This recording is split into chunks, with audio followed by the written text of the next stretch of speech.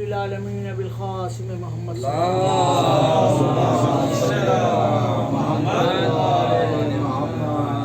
الامام المظفر الشجاع الغضنفر خاصم طوبى و سخر میزان الاعمال مقلب الاحوال فاتح باب الخیبر ساقی حوض کوثر امیر المومنین علی ابن ابی طالب اللهم صل على محمد وآل محمد وعلى بیت الطیبین الطاہرین المعصومین المظلومین ولعنۃ اللہ اعدائهم اجمعین من لیل نهار الی قیام یوم الدین. اما بعد فقد قال اللہ تبارک و تعالی فی محکم کتابہ و محکم کتابہ وقوله الحق. بسم اللہ الرحمن الرحیم. فاسألوا اہل الذکر ان کنتم لا تعلمون. صلوات. اللهم صل على محمد وآل محمد. آپ لوگ تھوڑا سا آگے تو آ جائیں تاکہ نئے آنے والے مجلس میں ڈسٹرب نہ کریں. ایک اور صلوات پڑھیں. اللهم صل على محمد وآل محمد. ساری تعریفیں اس رحمان الرحیم کے لیے ہیں کہ جس نے سرکار رسالت اور اہل بیت طہارت کی محبت میں اس نظام کائنات کو پیدا کیا اور کائنات کی ہر شے پر محمد آل محمد کی محبت کو واجب قرار دیا. اسی نے عظمت اہل بیت کا ذکر کرتے ہوئے اپنی حجت کا ہر دور میں قائم رہنا دنیا تک پہنچانے کے لیے اس آئے کریمہ کو ایک مرتبہ ادھر ایک صلوات پڑھیں. اللهم صل على محمد وآل محمد. کہ پوچھو اہل ذکر سے جو تم نہیں جانتے. اس آیت کا ترجمہ ہے جو میں نے ابھی پڑھی کہ پوچھو اہل ذکر سے جو تم نہیں جانتے. یعنی یہ کہ آج بہت سے لوگ ایسے بھی ہیں کہ جو جانتے نہیں پیدا کیوں ہوئے, موت کیوں آتی ہے اور یہ زندگی ملی کس لیے ہے, اس سے واقف نہیں ہے لوگ. تو اللہ کہہ رہا ہے کہ اگر تم نہیں جانتے تو کم از کم جاننے والے تک جاؤ اور پوچھو. تو اب اللہ نے پوچھنے کا حکم دیا تو سوال کرنے والا تو کوئی بھی سوال کرے گا, کیسے بھی سوال کرے گا. تو جواب دینے والا تمام علوم پر حاوی ہونا ضروری, کیونکہ دنیا میں جتنے علوم موجود ہیں ان میں ان کے بارے میں سوال تو کرے گا کم از کم سوال کرنے والا. چاہے کسی علم کے بارے میں پوچھا جائے, جواب دینے والا ایک وقت میں تمام علوم پر قدرت رکھنے والا ہو تو وہ کوئی عام انسان نہیں ہو سکتا. تو اللہ نے قرآن ہی میں اس کا تذکرہ دوسرے مقام پر یوں کیا, وَجَعَلْنَا أَئِمَّةً يَهْدُونَ بِأَمْرِنَا وَهُمْ مُهْتَدُونَ. ہماری جانب سے امام آئے ہدایت کے لیے اور وہ ہدایت یافتہ تھے.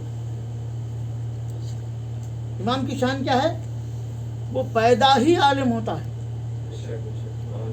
اللہ نے تعارف کروایا. دیکھیے جیسا کہ عام انسانوں کا تعارف کرواتے ہیں, بولا کہ جب تم اپنی ماؤں کے بطنوں سے نکلے لا عارف تھے, کچھ نہیں جانتے تھے. تمہارے لیے یہ کہ دنیا میں آئے بعد میں تم کو سکھایا گیا کہ یہ سیدھی لائن ہے, یہ آڑی لائن ہے. یہاں سے شروع ہوتی ہے کہ کھڑا خط سکھایا جاتا ہے, کاڑا خط اسی کے ساتھ الف بے شروع ہوتی ہے. تو اللہ نے کیا کہا کہ ہم نے جس سے پوچھنے کے لیے کہا ہے وہ عالم ہونا ضروری ہے. تو دنیا میں جتنے نقلی بنے اللہ کے نائب ہو یا امام کے یا رسول کے, کسی میں بھی علم نہیں پایا گا. علم کا جوہر صرف خاصان خدا کے لیے اللہ نے رکھ دیا تاکہ امت پہچان لے کہ عالم اور ہیں جاہل اور ہیں. عالم اور ہیں جاہل اور ہیں. مولا کائنات سے علم کے بارے میں سوال کیا گیا تھا اور یہ سوچ کے کہا کہ علی جو ہے سب کو الگ الگ جواب دیں گے.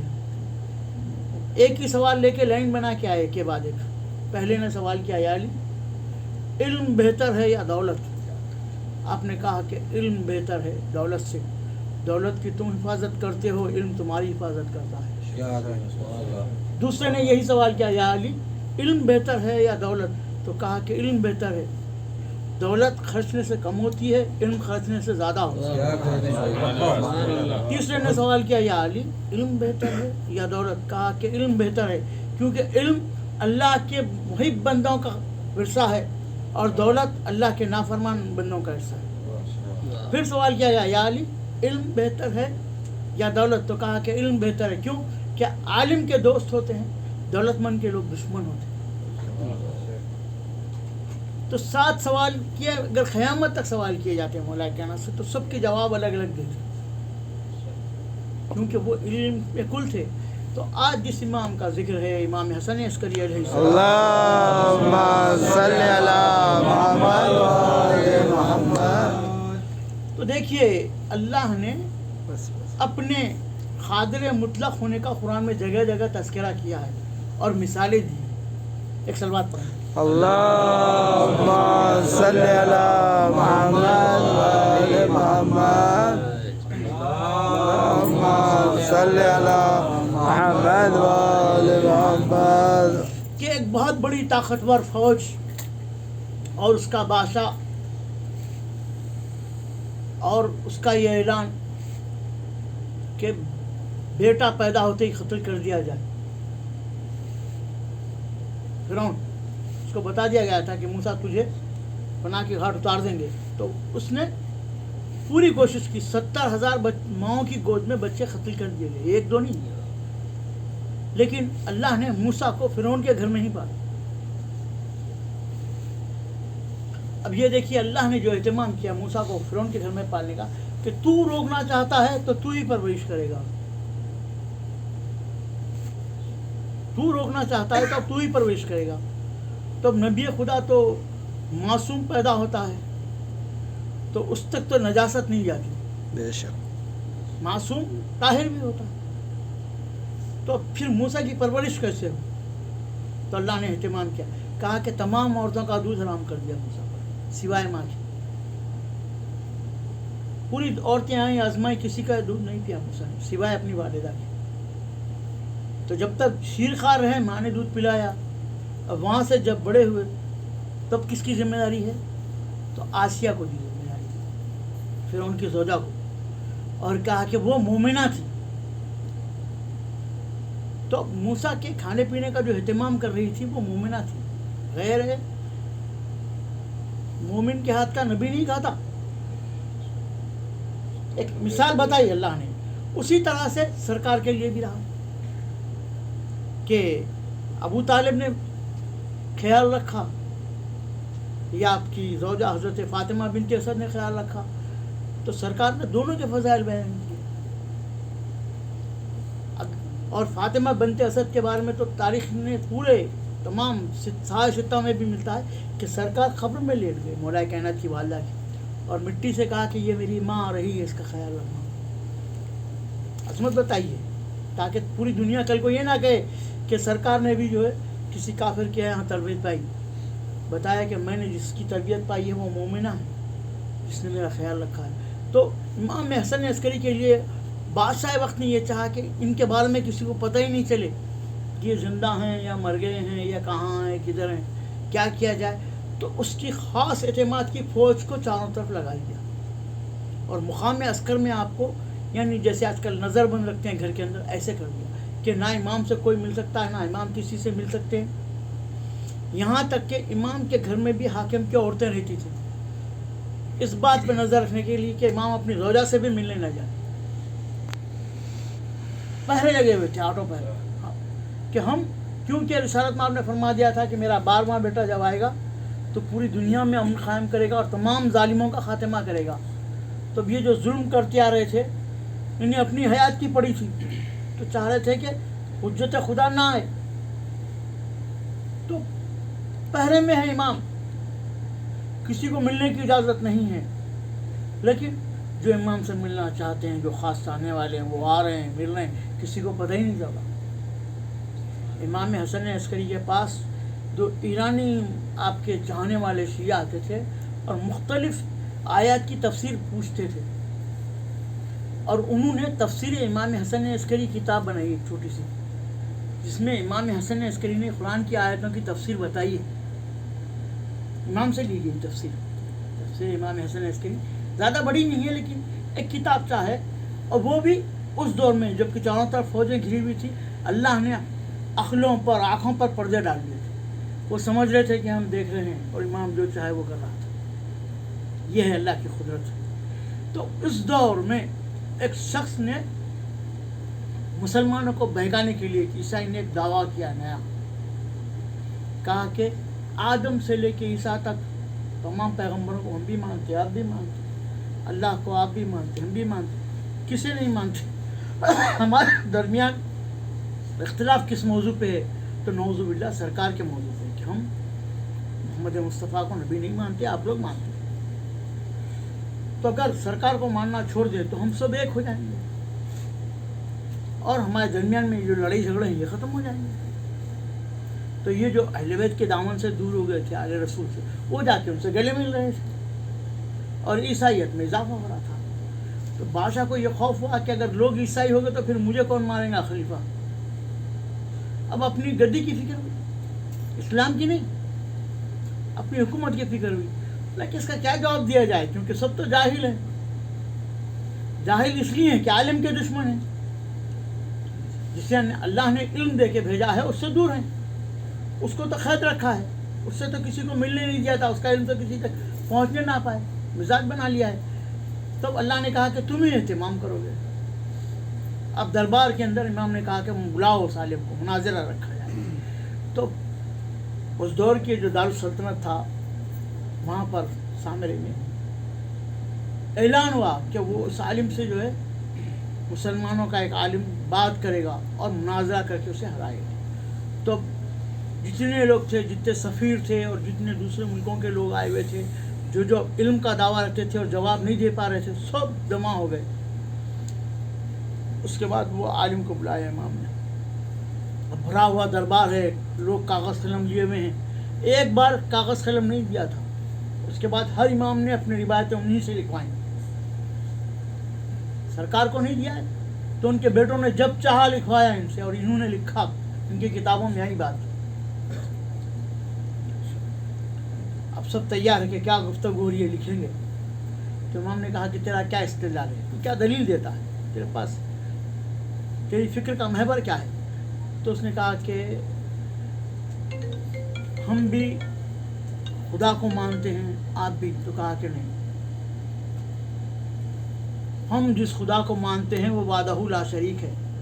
اس کے بعد آپ نے سورہ اخلاص کی تلاوت کی کہ نہ وہ کسی کا باپ ہے، نہ وہ کسی کا بھائی ہے، نہ وہ کسی کا بیٹا ہے، نہ اسے کسی نے پیدا کیا، نہ اس نے کسی کو پیدا کیا. وہ تمام انسانی رشتوں سے مبرہ ہے کہ اللہ کے ساتھ انسانی رشتے نہیں ہیں، اس کا وجود انسانوں جیسا نہیں ہے. اس کے بعد کیا اور کیا کہتا ہے تو کہا کہ تمام انبیاء حضرت عیسیٰ کو آپ بھی مانتے ہیں، ہم بھی مانتے ہیں. تو کہا کہ دیکھ، ہم کسی ایسے عیسیٰ کو نہیں مانتے جو اللہ کا بیٹا ہے. ہمارے قرآن میں لکھا ہوا ہے کہ مریم کے بیٹے ہیں عیسیٰ، اور اللہ کے کلمے سے پیدا ہوئے ہیں کہ اللہ نے کہا ہو جاؤ اور ہو گئے. تو اب ہم اور تم عقیدے میں ایک کیسا ہو؟ اس نے کہا کہ آپ نے تو میری تمام دلیلیں توڑ دی. کیونکہ ان کا جو عقیدہ تھا کہ وہ خدا کو تین مانتے تھے. ایک روح القدس یعنی جبرائیل خدا ہیں، دوسرے مریم ہیں، تیسرے حضرت عیسیٰ ہیں. تو ٹرائنگل بنایا تھا انہوں نے خدا کا. آپ نے کہا کہ ہمارا خدا تو وحدہ لا شریک ہے. پورے مسلمان بولے کہ ہاں ہمارا تو وحدہ لا شریک ہے. اب واپس آئے ایمان کی طرف. لیکن اس بات کا چرچا پورے بلد اسلامیہ میں ہو گیا کہ حسن عسکری نے مولا کائنات کی نسل میں جو بیٹا ہے اس نے عالم کو لاجواب کر دیا عیسائیوں کے. یہ چاہتا تھا کہ امام تک لوگ نہ پہنچے، لیکن پوری دنیا تک اس نے پہنچایا امام کو. مناظرے کے ذریعے پوری دنیا تک پہنچایا. اور جب امام مناظرے میں کامیاب ہو گئے تو لوگ تعریف کرنے لگے. تو اب بادشاہ کا نام کوئی نہیں لیتا تھا، خلیفہ کو کوئی نہیں پوچھتا. کہتا تھا کہ وہ حسن عسکری ہے جس نے آج اسلام کی آبرو رکھ لی، ورنہ عیسائیوں نے تو ہمیں گمراہی کے راستے پر ڈال دیا تھا.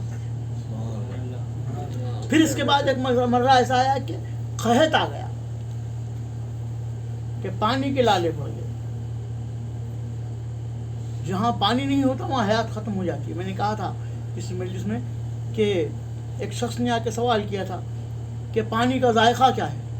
تو مولا نے جواب دیا تھا کہ پانی کا ذائقہ زندگی. جہاں پانی نہیں ہے وہاں زندگی نہیں ہے. بے شک بے شک. آج لوگ ستاروں میں ایک ہی بات ڈھونڈ رہے ہیں کہ کس ستارے میں پانی ہے تاکہ وہاں جا کے زندگی آباد کریں. پانی ایک ایسی ضرورت ہے انسان کی کہ جس کے بغیر اس کا کوئی چارہ کار نہیں ہے، لیکن اس پانی کو شکست دی ہے صرف کربلا والوں نے.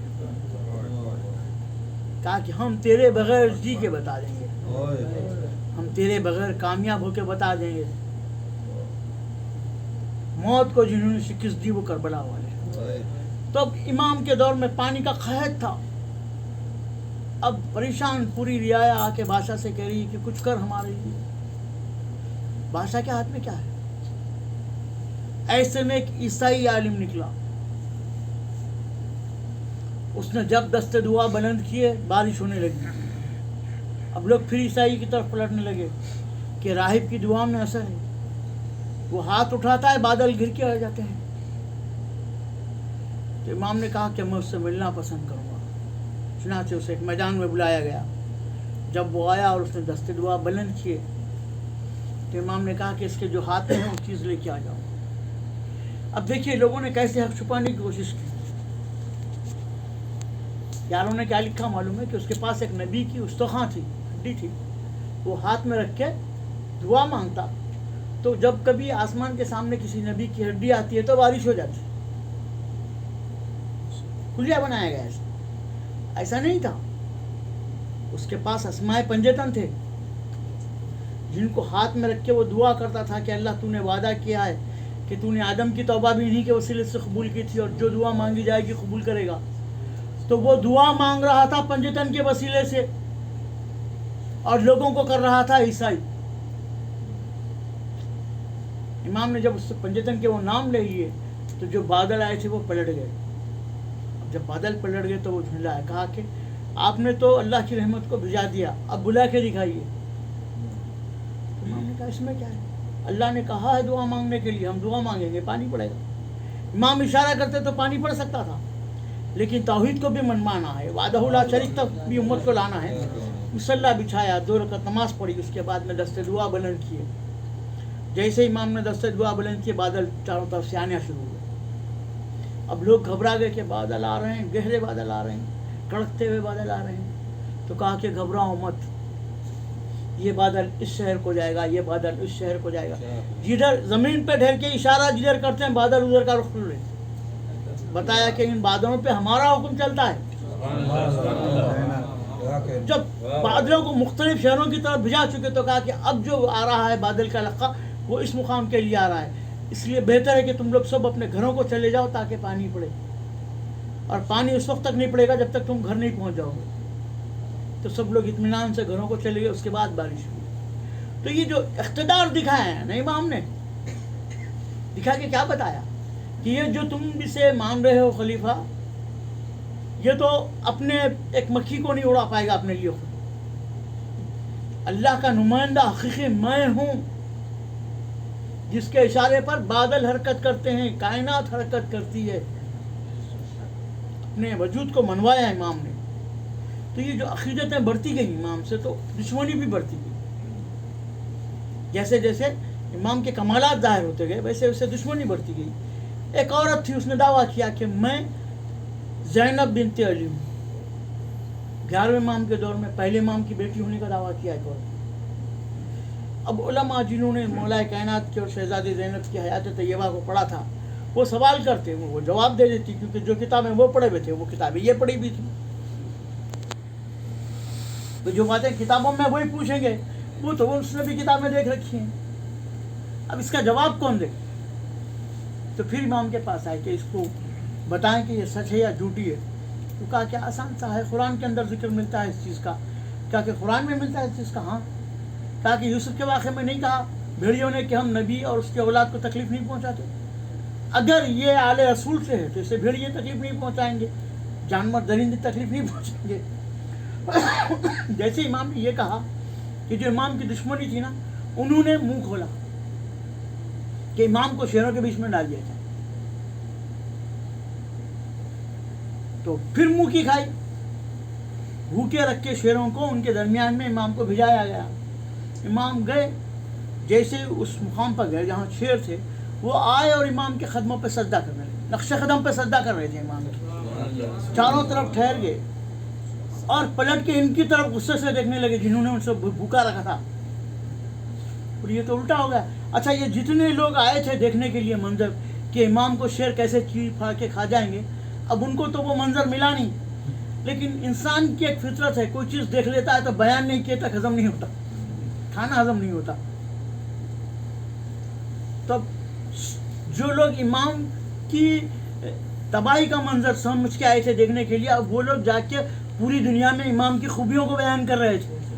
یہ ہے اللہ کی قدرت، یہ ہے اہل بیت کی عظمت، کہ وہی لوگ جو برا چاہ رہے تھے بھلا کہتے ہوئے پھر رہے تھے، کہ ہم دیکھ رہے تھے کہ شیروں نے آ کے ان کے نقش قدم کو سجدے کیے، جہاں جہاں سے وہ پیر اٹھاتے وہاں شیر سجدہ کرتے تھے، بتایا کہ عظمت کیا ہے۔ تو بادشاہ کو یہ جو کمالات امام کی دنیا پر ظاہر ہونے لگے تو خوف لاخ ہو گیا کہ پورے لوگ کہیں امام کو خلیفہ نہ بنا۔ تو کیا جائے؟ امام کے دور میں 2-3 حاکم گزرے، یہ تیسرا حاکم تھا جس نے امام کو زہر دلوایا، اور امام کو 2 دن پہلے زہر دیا، 3 دن تک امام زہر سے مشترک، 3 دن تک امام کا عالم یہ رہا زہر سے کہ پوچھے مت۔ لیکن امام کے دور میں یہ ملتا ہے کہ غیبت کا پورا ذہن بنا چکے تھے امام، کیونکہ امام فوجوں کے درمیان میں رہتے تھے، تو اپنی زندگی میں اپنے کئی علماء کو یہ اذن دے دیا تھا کہ مسئلے ان سے پوچھیں جو امام تک نہ آ سکتے، کیونکہ ایسے ہوتا ہے نا بھائی، جب امام فوجوں کے درمیان میں تھے تو کوئی بھی شخص آتے ہوئے فوج کی نظر میں بھی آنا نہیں چاہتا تھا کہ حاکم کے لوگ بعد میں مخبری کریں گے تو میرا گھر کا کیا ہوگا۔ تو امام نے اپنے کئی معتمدین بنا دیے تھے کہ جن سے کہا تھا کہ فلاں شہر میں فلاں شخص سے، جو شیعوں کو معلوم تھا، خاص خاص لوگوں کو، کہ کس سے کون سا مسئلہ جا کے پوچھنا ہے۔ اور ایک بات بتا دیں آپ کو کہ اگر امام کہہ دیں کہ اس سے مسئلہ پوچھنا ہے تو اللہ اسے وہ صلاحیت دے دے گا۔ کیوں؟ کہ امام کی بات کا بھرم رکھنا اللہ کا کام ہے، اللہ کا بھرم رکھنا امام کا کام ہے۔ جب توحید پہ کوئی حرف آئے گا تو معصوم سمجھائے گا، جب عصمت پہ کوئی حرف آئے گا تو اللہ مدد کرے گا۔ یہ نظام قدرت ہے۔ تو امام کے دور یہی وجہ ہے کہ جیسے ہی امام کا دور آغاز ہوا اسی دور سے لگے رہے لوگ، لیکن ان سب کے ہوتے ہوئے امام آخر زمان کی ولادت بھی، اللہم صلی علی محمد و آل محمد، 4.5 یا 5 سال کا سن ملتا ہے زیادہ سے زیادہ امام عصر کا، کہ جب انہوں نے اپنے بابا کو زہر سے تڑپتا ہوا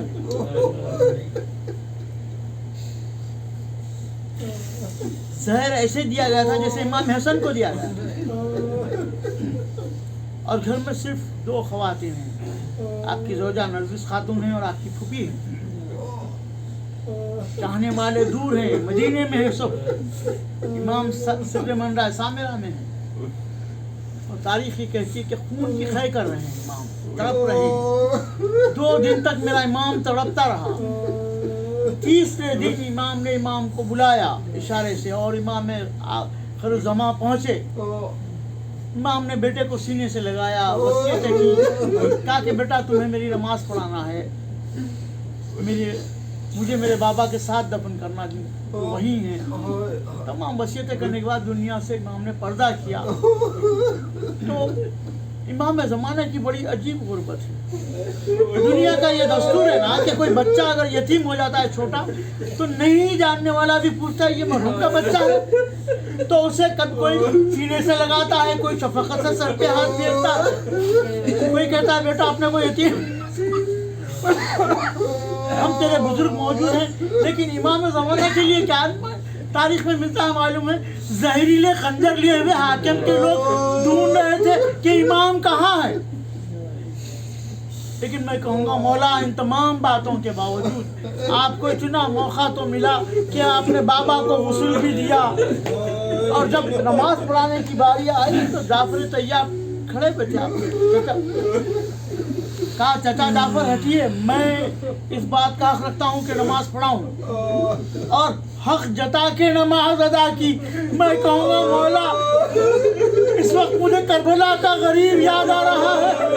آپ نے غسل بھی دیا, کفن بھی پہنایا, لوگوں نے جنازے میں شرکت بھی کی اور اہتمام سے آپ نے نماز ادا کی. لیکن ہائے سید الساجدین, کیسے بابا کی نماز پڑھا. ہاتھوں میں ہتھکڑیاں ہیں, پیروں میں بیڑیاں ہیں, اور آج ایام عزا کی آخری شب ہے. امام زمانہ کو پرسہ دینا ہے تو دو پرسے دینا ہے, ایک کربلا کے غریب کا پرسہ, ایک بابا کا پرسہ. ہم کہیں گے مولا غلاموں کی جانب سے پرسہ قبول کیجیے. لوگوں نے آپ کو پرسہ نہیں دیا, آج غلام حاضر ہے حسن عسکری کی مصیبت کا آنسو بہانے کے لیے حاضر ہے. لیکن کربلا والوں کو سلام امام نے بتایا کیسے کیا جائے. امام زمانہ نے زیارت نہیہ میں خاص طور پہ ذکر کیا ہے کہ کیسے کربلا والوں کو سلام کیا جائے.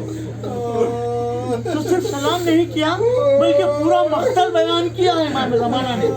فرماتے ہیں کہ سلام اس شبیہ رسول پر جس کے سینے پر برسی لگی, سلام اس حسن کے نوشاہ کربلا پر کہ جس کا لاشا زندگی میں پامال ہوا, سلام اس غازی پر کہ جس کے شانے قطع ہوئے, جس کے سر پر گرز لگا, سلام ان حسین کے ناصروں پر جو 3 دن تک بھوکے پیاسے رہے لیکن ایمان پر قائم رہے, استقامت پر ڈٹے رہے. اور اس کے بعد فرماتے ہیں سلام ہمارا اس جد پر کہ جس کا لاشا تیروں پر ٹھہرا ہوا رہا, سلام ہمارا اس مظلوم پر کہ جس کو غسل کفن نہ دیا گیا. اس کے بعد فرماتے ہیں سلام اس یتیمہ پر جس کے رخساروں کا رنگ ٹماٹروں سے بدلتا رہا, کبھی ٹماٹروں سے رخسار نیل ہوتے تھے تو کبھی سرخ ہو جاتے تھے. پھر کہا کہ سلام ان شہزادیوں پر جن کے سروں سے ردائیں چھینی گئی, سلام ان غریبوں پر جنہیں بے کجاوا اونٹوں پر بٹھایا گیا اور لوگ کہتے تھے یہ آل رسول ہے, چلو ان کا تماشا دیکھیں. میں کہوں گا مولا جی بھر کے رو سکے نہیں, نہ ہم کو قسمت تھی. مولا ہمارے نعشوں کو سر پہ قبولیت عطا فرمائے. کربلا کے غریب نے بڑی غربت میں یاد کیا آپ کو. وقت آخر بیمار امام کے پاس آئے تو کہا بیٹا جب قید سے چھٹ کے مدینہ جانا تو میرے شیعوں کو میرا سلام کہنا. میں کہوں گا مولا غلام سلام کا جواب دے رہے, میرے شیعوں سے کہنا کہ جب پانی پینا تو میری پیاس کو یاد کرنا, جب کسی غریب کا ذکر سننا تو میری غربت کو یاد کرنا.